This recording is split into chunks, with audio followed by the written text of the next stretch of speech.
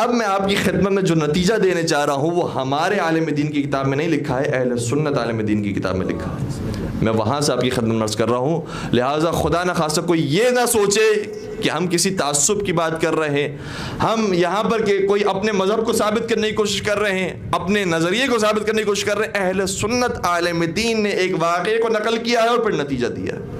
کون اہل سنت عالم دین؟ ابن ابی الحدید معتزلی، جن کا بھی میں نے تذکرہ کیا.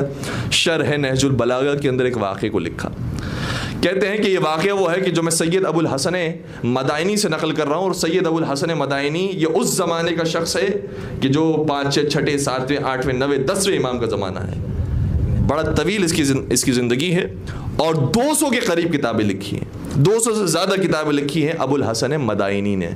لیکن آج کے دور میں ان کی کوئی بھی کتاب اپنی اصلی حالت میں باقی نہیں ہے. کوئی بھی کتاب نہ خطی صورت میں نہ پرنٹڈ صورت کے اندر کوئی ان کی کتاب کا کوئی آثار باقی نہیں ہے. اگر کہیں پر سید ابو الحسن مدائنی کا نام ملتا ہے تو یہ ملتا ہے کہ بعد کے علماء نے ان سے کوئی روایت نقل کی تھی. چنانچہ بعد کے علماء کی کتابوں کے اندر تو ہے لیکن ان کی اصل کتاب کے اندر سے وہ روایت ختم ہو گئی کیونکہ اصل کتاب باقی نہیں رہی. تو کوئی بھی کتاب سید ابو الحسن مدائنی کی موجود نہیں ہے. لیکن سید ابو الحسن مدائنی کی روایت میں بیان کر رہا ہوں ابن ابی الحدید معتزلی کی کتاب سے.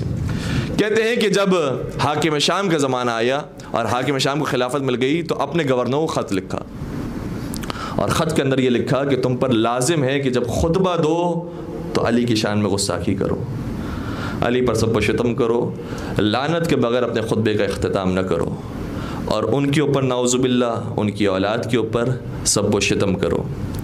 یہ پہلا خط تھا جو سارے گورنروں کو لکھا گیا. گورنروں نے بھی ایک اور کام کیا اور اس نے بعد میں تائید بھی کی. کہا کہ اب دوسرا کام تمہیں کرنا ہے کہ جو تمہارے شہر کے اندر شیعہ موجود ہیں جو علی کے چاہنے والے ہیں اور علی کے فضائل بیان کرتے ہیں ان کو تلاش کرو، انہیں یا زندان میں ڈالو یا قتل کر دو. اب یہ کام ہونا شروع ہوا. دیکھیں فضائل علی کے ساتھ کیا کیا کچھ ہو رہا ہے. پہلے علی کے فضائل تو بیان کرنا دور کی بات، لعنت بھیجی جا رہی ہے. وہ مرحلہ ختم ہو گیا. اس کے بعد جتنے چاہنے والے ہیں جن کی زبان سے علی کے فضائل بیان ہوتے رہتے ہیں، لوگ سنتے رہتے ہیں، انہیں زندان میں ڈالو یا قتل کر دو یا جلا وطن کر دو. یہ ہونا شروع ہوا. یہاں تک یہ جو مرحلہ ہے یہ کافی سالوں تک اور کافی عرصے تک جاری رہا. تو ایک تیسرا مرحلہ شروع ہوا. اب یہ ابن ابی الحدید معتزلی لکھ رہے ہیں جس کے اوپر میں توجہ چاہتا ہوں. کہتے ہیں اب تیسرا مرحلہ یہ شروع ہوا کہ جب علی کے فضائل ایسے ایسے ختم ہو گئے تو علی کے مقابلے پر جو لوگ ہیں ان کے جھوٹے فضائل بیان کرنا شروع کرو اور جھوٹی روایتیں اس مقام پر گھڑنا شروع کی گئی. لہذا جو علی کے بارے میں آیا تھا کہیں کہیں اس سے ملتا جلتا اور کہیں کہیں اس سے ذرا سا تبدیل کر کے روایت کو کھڑا گیا اور یہ سلسلہ شروع ہوا. علی کے فضائل آہستہ سے ختم ہونے لگے، چھپنے لگے، بیان نہیں ہوتے تھے اور وہاں سے جھوٹی روایتیں گھڑی جا رہی ہیں. ان کو پیسے مل رہے ہیں، بیان ہو رہے ہیں، ممبروں پر آ رہے ہیں. یہ واقعہ انہوں نے ذکر کیا ہے اور اس کے بعد اب نتیجہ دے رہے ہیں. اس نتیجے پر میں توجہ چاہوں گا. ابن ابی الحدید معتزلی نے اب یہ نتیجہ دیا کہ یاد رکھو اے مسلمانوں، اگر تمہیں نبی کی کوئی ایسی حدیث ملے جس کے اندر علی کے فضائل بھی ہوں اور اس سے شباہت رکھنے والی ایک اور حدیث بھی ملے جس میں کسی اور کے فضائل ہوں، توجہ فرمائیے گا، ایک ایسی حدیث ملے جس کے اندر علی کے فضائل ہوں، ایک دوسری حدیث ملے جس سے ملتے جلتے کسی اور کے فضائل بھی ہوں، تو یاد رکھنا کہ جو علی کی شان میں حدیث بیان ہوئی ہے وہ سچی ہے، جو دوسروں کی شان میں بیان ہوئی ہے وہ جھوٹی ہے.